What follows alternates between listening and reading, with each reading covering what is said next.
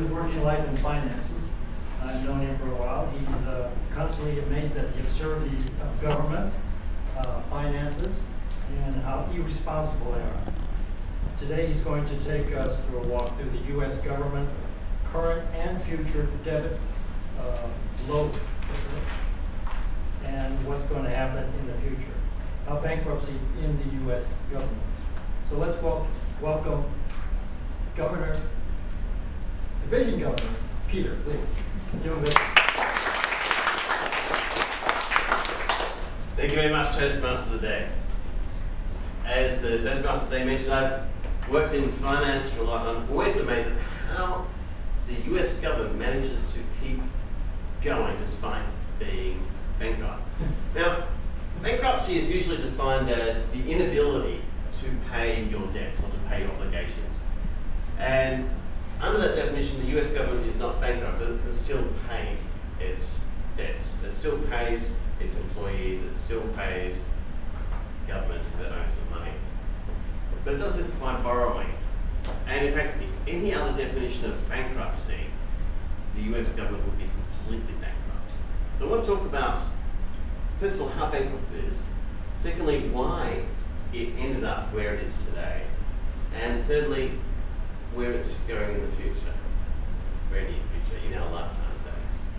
So in terms of how bankrupt the government is, you can look at it in two ways. One is how much money it owes, and secondly, how much money it is borrowing all the time.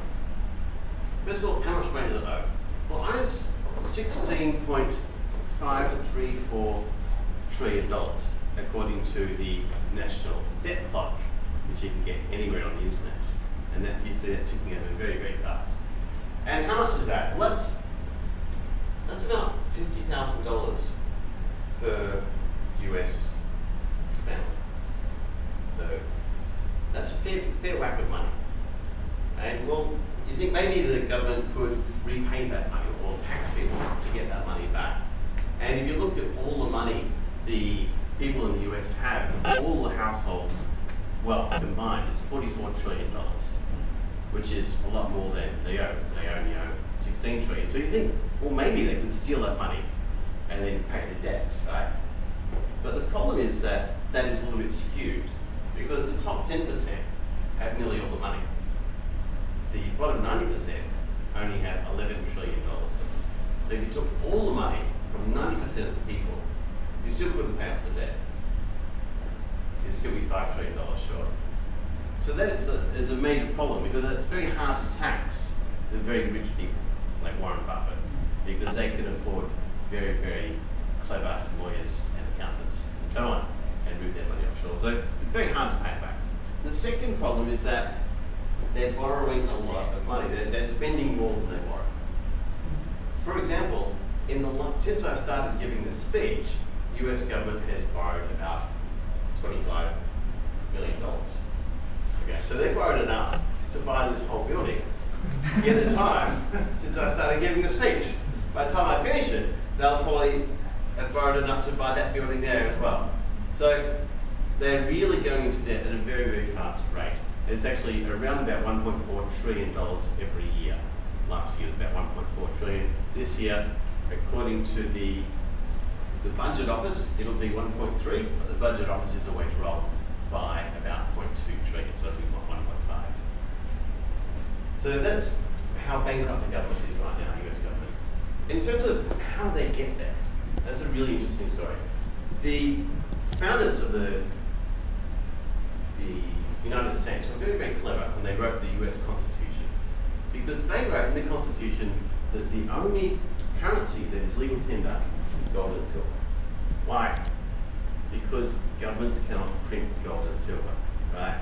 As long as you can only spend gold and silver, you'll never be in debt. You can't borrow, can you? You can't create it.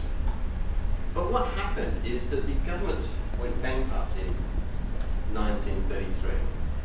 Back then, the government decided, okay, we don't have enough money to pay everything, and we cannot create money. We can't create gold and silver. We don't have enough alchemists. So what they did was kind of a really clever idea. They stole the money from everybody. They stole everybody's gold.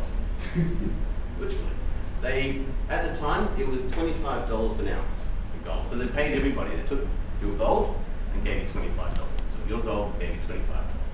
And what did they do after they took everybody's gold? Then they changed the value of gold from $25 to $35. So they made a 40% profit. Isn't that clever? And then they also changed the law to make it easier for the government to borrow. And what do you think happens when you make it easy for a government to borrow as much as they like? They borrow as much as they like, right? It's like giving a heroin addict heroin, like, oh, I'll give you some more. So the government kept on borrowing and borrowing and borrowing.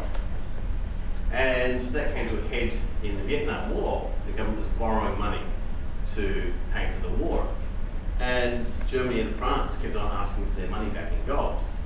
And Nixon, at the time, realized that they're going to run out of gold and therefore go bankrupt. So what did they do? Everyone knows, right? They abandoned the gold standard and said, instead of the currency backed by gold, the currency is backed by the full faith of the US government.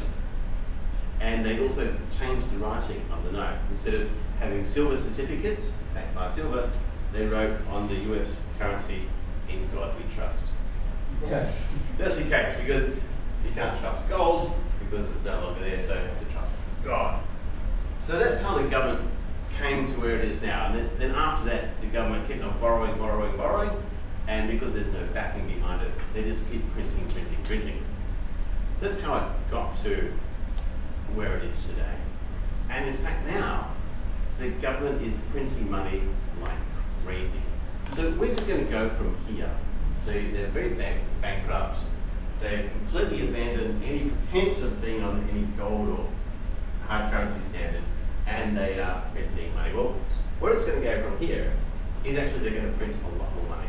And the reason is because they don't have a choice. What's happened is they implemented a lot of social security and Medicare programs that they're required to pay. And the payments for these programs now is running about $2.3 trillion per year. How much money is the government making or getting through tax revenue? 2.1 trillion. So in fact, before they can even pay the electricity bill at the White House, before they can pay Obama's salary or anyone's salary, they've already spent all the money they've gone through taxes. So all the rest has to be borrowed or printed. And so what are they doing? They're actually printing money like crazy. They're now printing $85 billion per month.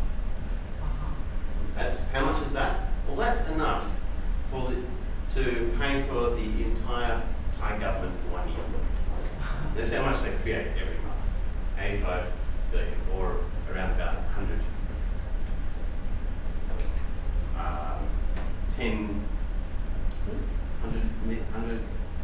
trillion dollars a year.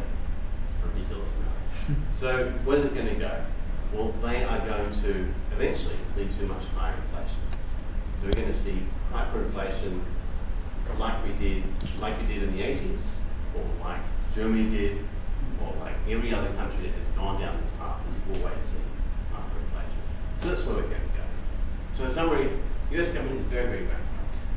They got there through abandoning the really good ideas that they had in the Constitution, and going forward now, we're going to see a lot of inflation, so hold on to your hard assets, hold on to your gold, and borrow as much money as you can at these very cheap rates.